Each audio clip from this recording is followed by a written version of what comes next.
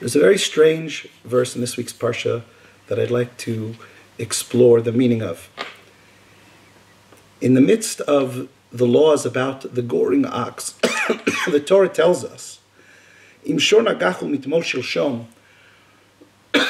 if this ox had a habit of goring in the past, and its owner was warned, and the owner of the ox did not take proper precautions, and the ox gored and killed a human being, a man or a woman, says the Torah, Hashor yisakel, the ox should be stoned, v'gam ba'alav yumat, and also the Torah says that the owner of the ox is to be killed.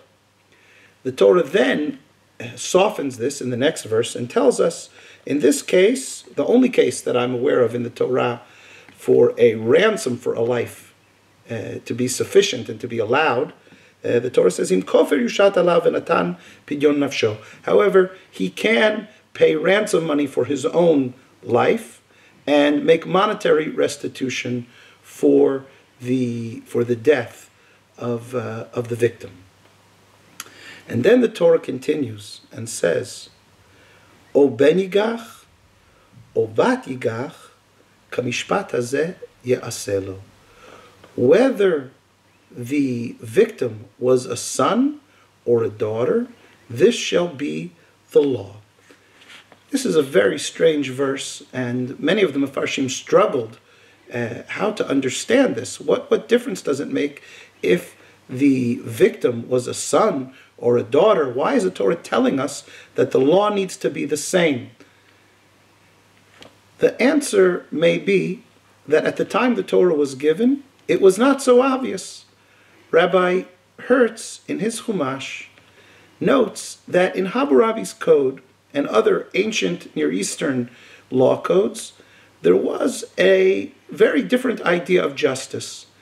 And if Party A had harmed Party B's children, then the punishment would be for Party A's children to receive the same punishment. So, for example, if Party A was a contractor and he built a very shoddy building for Party B, and the building collapsed on Party B's children and they died, then the result would be, the legal result would be to execute, to take the lives of Party A's children.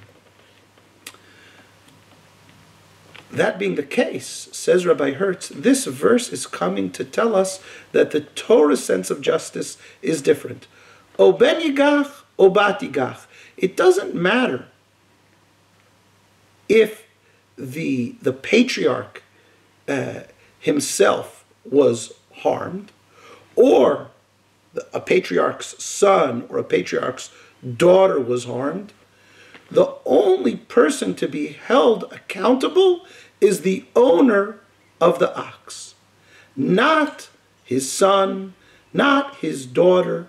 They remain unaccountable for this act. The one who bears responsibility is the one who had control over the situation, not those who were his underlings or those who were subservient to them.